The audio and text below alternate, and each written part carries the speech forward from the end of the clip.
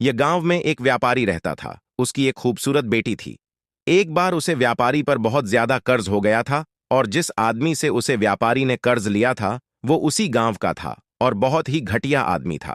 तो व्यापारी उस आदमी का कर्ज चुका नहीं पा रहा था, तो उस आदमी ने सारे गांव वालों को जमा किया और व्यापारी के घर पर जाकर व्यापारी से कहा कि अगर तुम मेरा कर्जा दे नहीं पा रहे हो तो अपनी बेटी की शादी मुझसे कर दो। यह सुनने के बाद भी वह व्यापारी चुप रह, क्योंकि वो मजबूर था और ये सारी बातें घर में बैठी उस व्यापारी की बेटी सुन रही थी।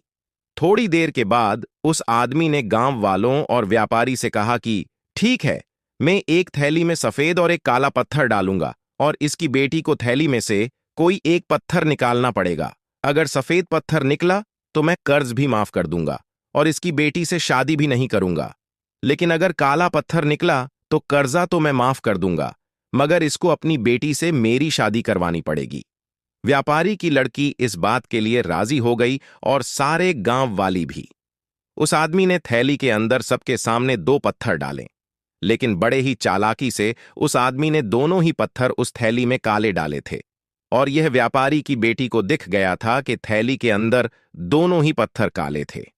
अब वह लड़की सोच में पड़ गई थी कि मैं जो भी पत्थर निकालूंगी वह काले ही पत्थर होंगे और अगर काला पत्थर निकला तो कर्जा माफ हो जाएगा, लेकिन मुझे उससे शादी करनी पड़ेगी। और अगर मैंने सारे गांव वालों को यह बता दी कि इस आदमी ने थैली में दोनों ही पत्थर काले डाले हैं तो कर्जा भी माफ नहीं होगा और यह आदमी आज नहीं तो कल मेरे बाबा से बदला जरूर लेगा। लड़की यह सोच ही रही थी कि लड़की को तभी थैली से पत्थर निकालने को कहा गया।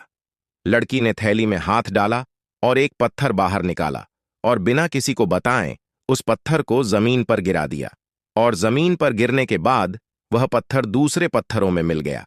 तभी लड़की ने सबसे कहा कि अब कैसे पता चलेगा कि मैंने जो पत्थर निकला था वह सफेद था या काला था।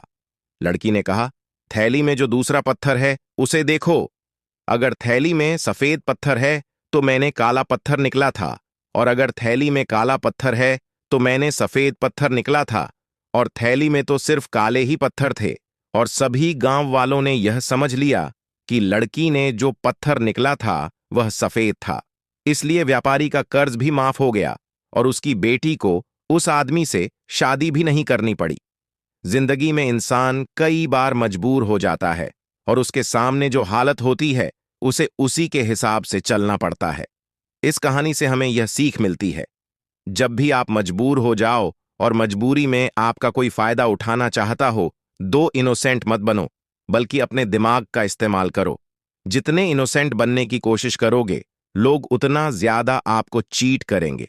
अब इसका मतलब यह नहीं कि आप लोगों को गालियां देना ही शुरू कर दो, बल्कि इसका मतलब यह है कि आप समंदर की तरह बनो। मतलब यह है कि आप समंदर की तरह खामोश रहो, लेकिन उसकी गहराई की तरह अपने दिमाग में नॉलेज रखो।